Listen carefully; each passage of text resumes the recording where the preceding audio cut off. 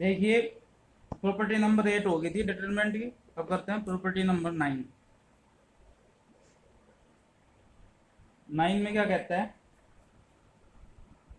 Number of element of nth order of determinant is number of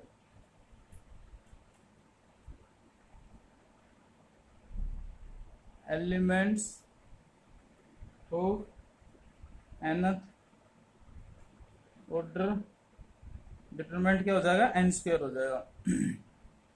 property number 10, अगर कोई A B ऐसे determinant है, A B है, तो उसको हम क्या लिख सकते हैं, ए डिटरमिनेंट अलग अलग लिख सकते हैं, separate B determinant. Property number 11 क्या कहती है, अगर डिटरमिनेंट के ए है तो हम के की पावर एन को बाहर लिख सकते हैं। डिटरमिनेंट ए क्या होगा, order of matrix, N cross N की जो मैट्रिक्स होगी उसका ऑर्डर होगा एन। उसके बाद नेक्स्ट प्रॉपर्टी देखते हैं, अगर if A equal to B plus C है तो हम determinant A not equal to determinant B plus में डिटरमिनेंट सी। ठीक है,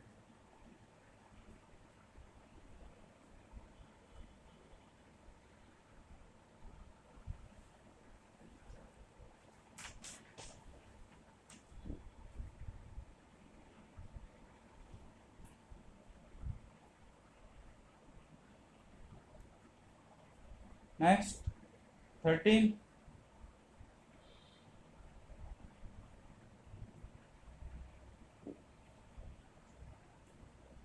determinant of a diagonal matrix is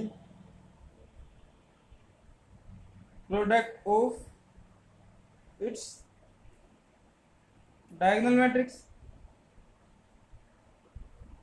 जो डायगोनल मैट्रिक्स का डिटरमिनेंट है उसके प्रोडक्ट ऑफ डायगोनल मैट्रिक्स कर देंगे तो उसका डिटरमिनेंट आ जाएगा। नेक्स्ट 14,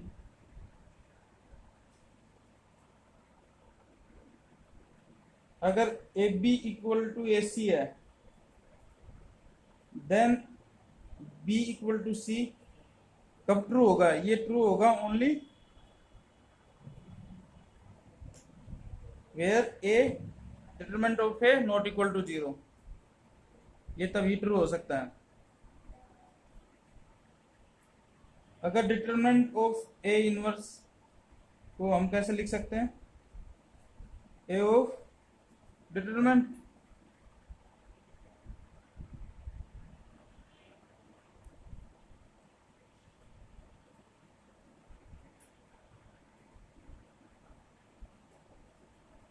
डिटरमिनेंट ऑफ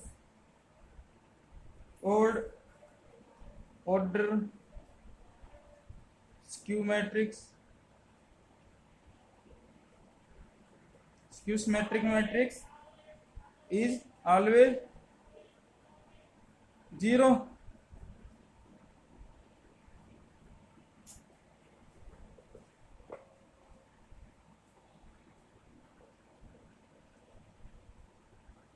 नेक्स्ट करते हैं system of linear equation.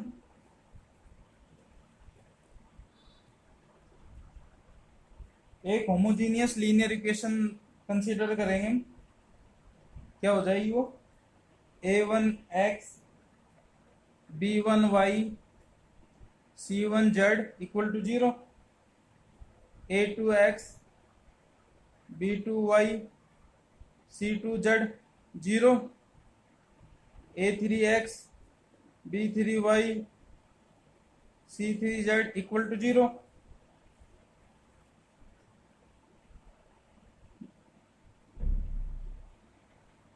Has non trivial solution कब होगा, जब x y z तीनों में से एटलीस्ट 1 0। ठीक है, नॉन ट्राइवल सॉल्यूशन होगा। यानी if del equal to A1 B1 C1 A2 A3 B1 B2 B3 C2 C3।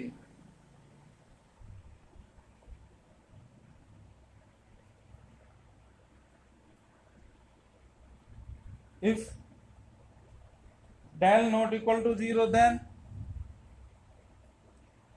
x equal to y equal to z equal to 0 is only one solution of the above system।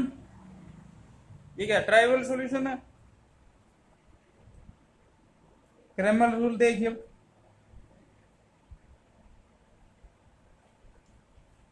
Cramer rule क्या कहता है, ये consider करेंगे हम एक system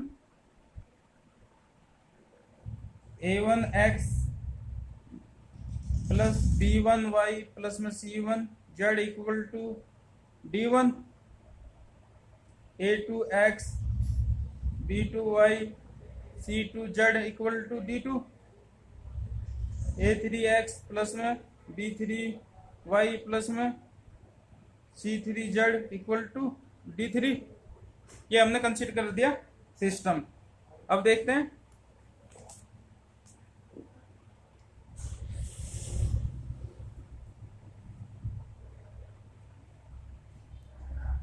del, del की value क्या हो जाएगी,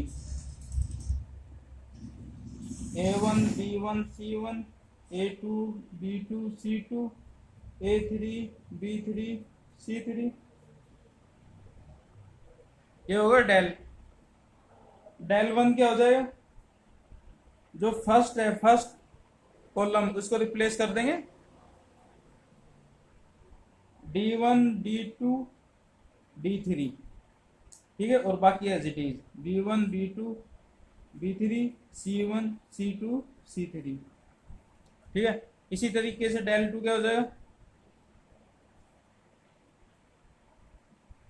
A1 A2 A3। अब क्या करेंगे, सेकंड कॉलम को कर देंगे D1 D2 D3 से रिप्लेस कर दिया C1 C2 C3। इसी तरीके से डेल थ्री, डेल थ्री में क्या हो जाएगा A1 A2 A3 B1 B2 B3, और थर्ड कॉलम को रिप्लेस कर देंगे D1 D2 D3 से, ठीक है। अब क्या करना है अपने को, बाई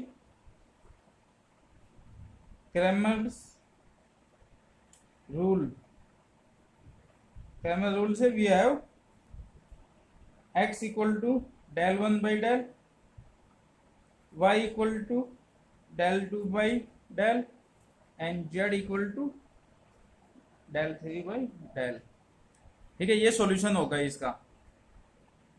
अब क्या है, इसकी कंडीशन क्या है,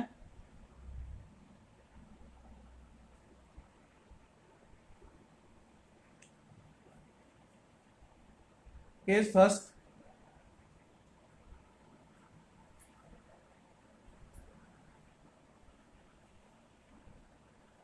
केस फर्स्ट क्या कहता है, when two unknown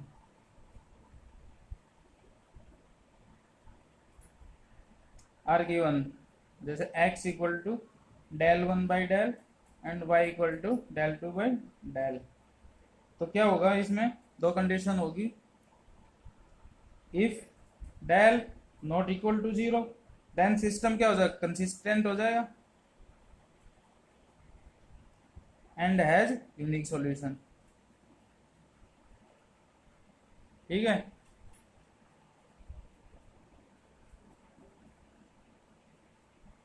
if del equal to 0 and del one 0 then system क्या हो जाएगा, इनकंसिस्टेंट, ठीक है। सेकंड केस क्या कहता है, इफ अब 3 अननोन है,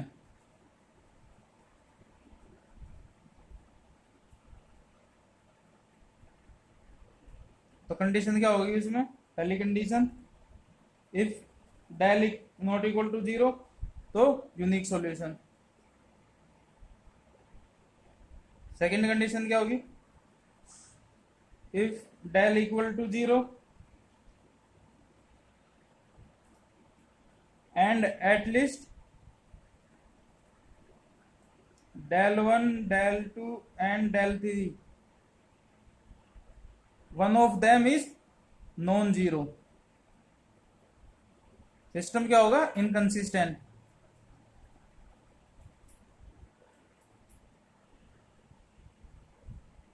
third case, third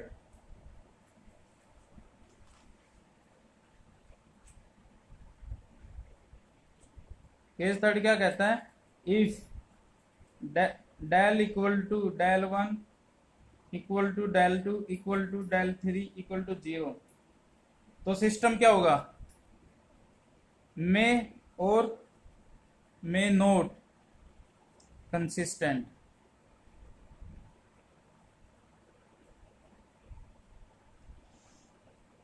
and has unique solution.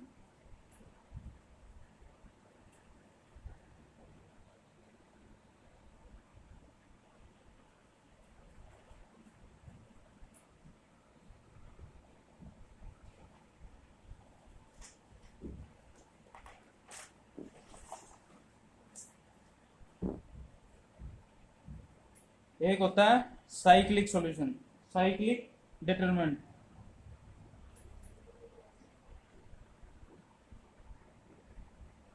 If element of A row column are cyclic order then determinant is cyclic. जैसे कि एग्जांपल देखेंगे, 1 1 1 A B C, A square B square C square, A minus B, B minus C, C minus A, ये cyclic होता है। Thank you guys.